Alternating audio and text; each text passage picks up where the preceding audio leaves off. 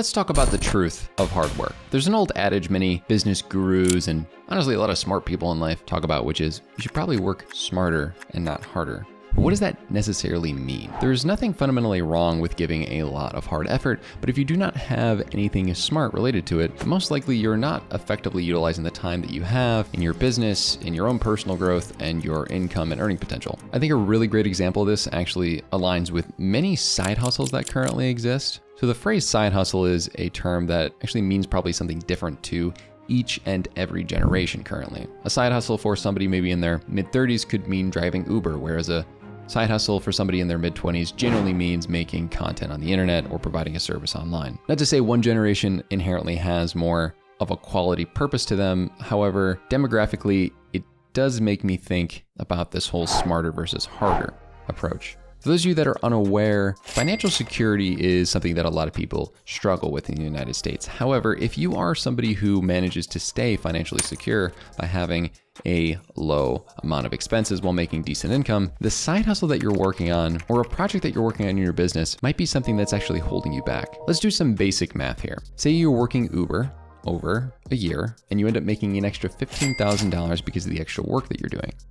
Usually, on average, people make anywhere from $20 to $30 an hour driving Uber or Uber Eats. If we average that out to $25 an hour, working an extra 10 hours a week, that's $250 a week and about $1,000 a month for about $12,000 a year. Now, you can either increase the amount of work that you're doing at Uber, or you could be working on an income earning task that has a delayed income to it. Now, I do not like the term passive income. I've talked about that before on this. I just want to make this video to make a point. The term passive income makes no sense to me. However, by working on something that does have a delayed income attached to it, like a YouTube channel or like an online service-based business, what you're able to do is increase your leverage significantly.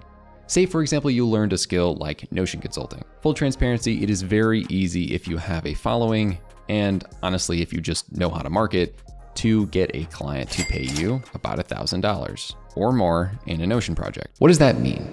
That means that, say, for example, you took that exact same Notion project of $1,000 that only really takes 10 to 20 hours of work, and you can increase your earning potential significantly by spending the time to get better at a skill that then leads you to having a higher leverage return on income. So say on the side of your day job, instead of doing Uber Eats, you were doing Notion builds. You can see significantly the increase of income within a year or two versus doing Uber Eats. So say in the first year, you had to earn your keep in the Notion community by having these very small gigs of like $50 to $100, which on total would probably make you somewhere around $10 an hour due to how you have to increase your value and get reviews on sites like Upwork or even just marketing yourself on your own website or YouTube channel.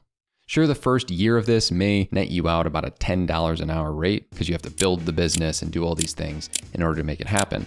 However, 2 or 3 years down the line, you'll see returns of somewhere around $100 to even $200 an hour in effort based on these things like Notion consulting and the builds that you can do and services you can provide. I experienced this personally where I could have just driven Uber on the side or even done an even like lower value per hour skill online of like editing videos, which is still higher than Uber Eats, I will say, but compared to like something that's even more niche like Notion consulting, it would have been a little less smart to work on that. Going back to the first example, I may only make like $2,000 in the first year of trying to do Notion consulting and spend the same amount of 10 hours a week doing that. But I kid you not, you can go from making the equivalent of that $4 an hour to like 50 in the next year if you manage to get a few big projects. Because if you get $1,000 project and then turn that over 12 months, then what's happening is, and you have to spend 10 hours a week, let's say, you're going to then equate that to the same amount. In like 3 years, you can go from making $4 an hour to the exact same $20 an hour. And based on the marketplace and how you can increase your earning potential with a skill like that,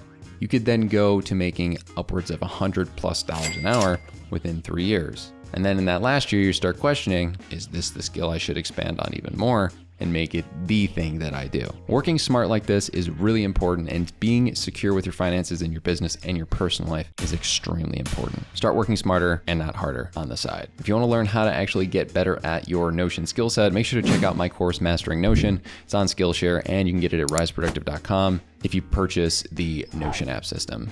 which is the premium template that I offer right now. And make sure you check out more videos on how to improve your productivity and business acumen even more.